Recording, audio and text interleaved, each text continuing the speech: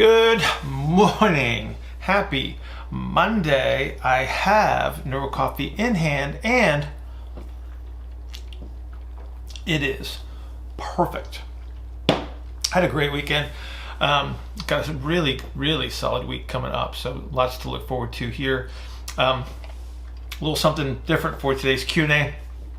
Erik from iFest, and I were working on some off-season programming for some of our pro guys that just started their off seasons, and we were obviously talking about some issues.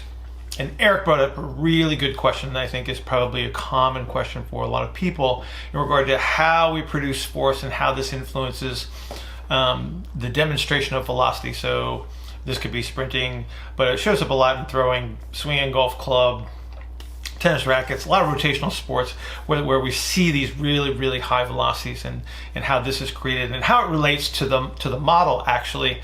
And so what we'll do is we will cut away from the home office straight to the purple room, and you guys will get to see the whiteboard session, which we haven't done in a while, so enjoy. Okay, so you said earlier that max velocity was demonstrated through ER, and I was always under the impression that we got to max velocity in IR. So can you explain a little bit more about how that happens? In a nutshell, max velocity is not demonstrated in IR, but the forces that are producing the velocity are created and produced in IR. All right, so we have to look at where the force is produced and then where is the velocity demonstrated. And so we can look at this as a continuum of an activity, right? So universal principle, expansion to compression to expansion again. And so this is why we have external rotation at either end. Make sure that's on the camera there. On either end of the movement, that would lead into where I would experience the greatest compressive strategy, which would be internal rotation. So time is moving in this direction, right?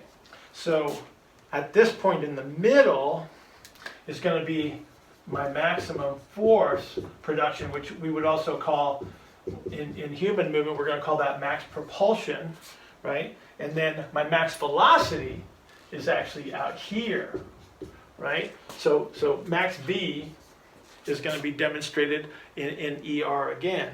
Now the thing we have to recognize though is, especially when we're talking about high speed movements, so like baseball pitchers can throw a baseball at 8,000 degrees per second. The arm's moving at 8,000 degrees per second, it's fastest movement that we can actually create. But to do that, I have to have a singular moment in time where this maximum force is produced, because if I extend this out in either direction, I actually slow down. So I dampen the strategy. So if I extend the duration that I produce force too long, right, I actually slow down. I won't be able to hit my maximum external rotation where I will demonstrate maximum velocity.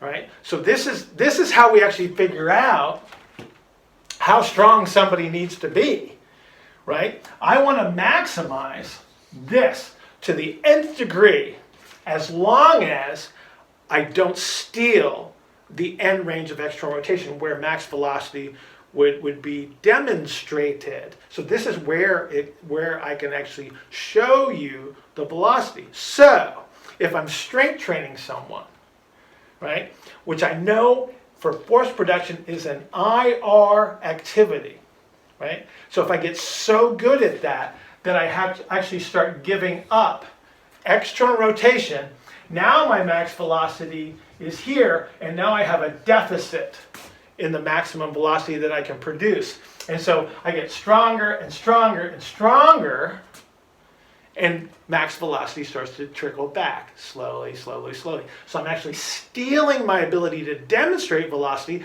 therefore max velocity goes down, even though my maximum force went up. Now, here's the really cool thing.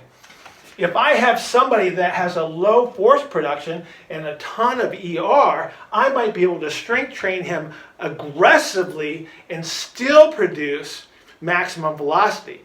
That's a really cool situation to have, but I think it's more rare, especially in when we think about like baseball, tennis, etc., because they've already got a ton of velocity. It's like they're already doing this, right? And so then we have to be very, very careful about how much internal rotation, max propulsive strategy that we're adding through programming, because what I don't want to do is I don't want this to trickle back. I want to maintain maximum ER so I can demonstrate the velocity. So it doesn't matter whether we're talking, I mean, take anything. This would be like a martial arts kick or a punch. It's the same concept. It's like strength training doesn't steal anything until it does, right? So if I need to throw, a straight right hand as a boxer or a martial artist, I want to be able to demonstrate my ER because that's where the velocity of the punch comes from.